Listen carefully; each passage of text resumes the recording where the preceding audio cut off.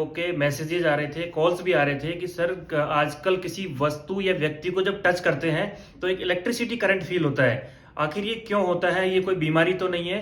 तो सबसे पहले हम जानते हैं कि ये इलेक्ट्रिसिटी करंट है, ये क्या है।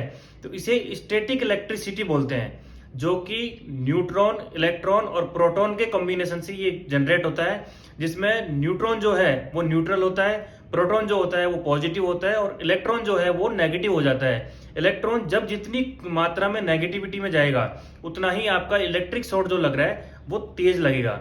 ऐसी स्थिति से बचने के लिए क्या किया जाए?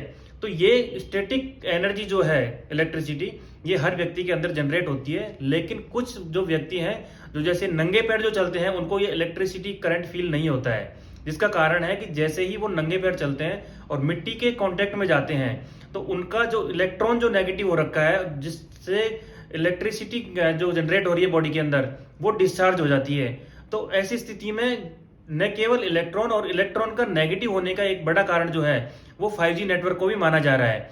ऐसी स्थिति से बचने के लिए आपको कम से कम 100 कदम सुबह और 100 कदम शाम को नंगे पैर आपको मिट्टी पे चलना है या फिर घास के ऊपर चलना है, जिससे कि आपकी बॉडी के अंदर जो इलेक्ट्रॉन नेगेटिविटी जनरेट हो रही है और जिससे स्टैटिक इलेक्ट्रिसिटी जनरेट हो रही है वो आपकी डिस्चार्ज हो जाएगी। जिससे आप किसी व्यक्ति को या किसी धातु की वस्तु को छूओगे तो छूने पर आपको जो इलेक्ट्रिसिटी करंट फील हो रहा है वो करंट फील नहीं होगा।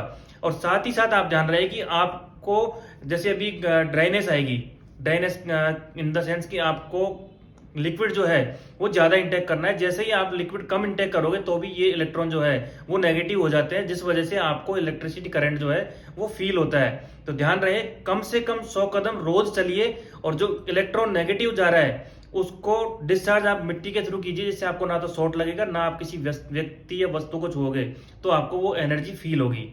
Thank you.